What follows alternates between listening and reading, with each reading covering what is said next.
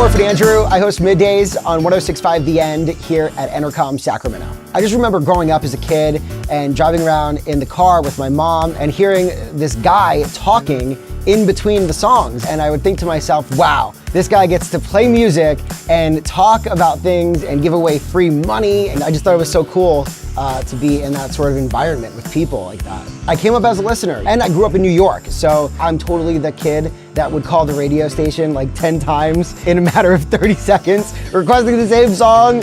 I had known some guy that was working at the radio station that got invited up to, and I was one of his first phone calls. He was like, hey, you wanna come and help us out on the weekend? We'll put you on the radio. So I would drive 2 hours each way to have my 5-hour air shift on the weekend. And it was amazing. I love talking and I love the music, but I also thought it was so cool that one person in a studio with one microphone can talk to an entire city.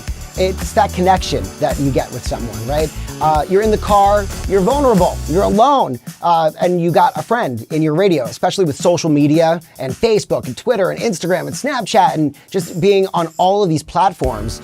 It's not just that I'm the guy on the radio. You know, I'm the guy on Snapchat, I'm the guy on Facebook, I'm the guy on Twitter. It's just 360. It's not just, you know, being in the car and listening to me. It's listening to me, it's hearing me, it's seeing me out. We're connected and we know each other, and it really shows. My listeners are the best.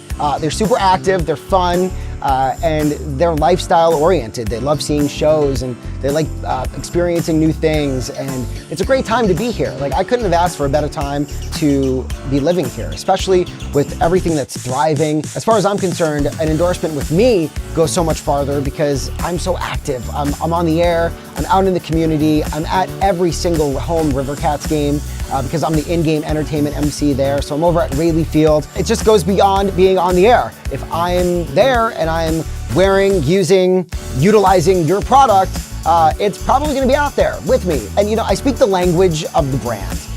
And by saying that, I live the lifestyle of the brand. And I think that my personality comes across as authentic. I think people trust me. And I just think it's super important to have that connection and that personal touch with your listener, and that translates. When I'm part of an endorsement campaign, I try to make it memorable. I'm gonna put my personal spin on it. Wherever you come from, whoever you are, I have an open heart and an open mind, and I just wanna meet and connect with as many people as possible. And I feel like having that conversation, having that conversational tone really helps me to build trust. Because I don't know about you, but if I need a recommendation on anything, the first person that I call is my friend. I've been a part of the End family for a decade now, which is crazy to me. I'm really fortunate that I get to be the person that gets to put a smile on people's faces every time. It's never bad news if it's coming from me.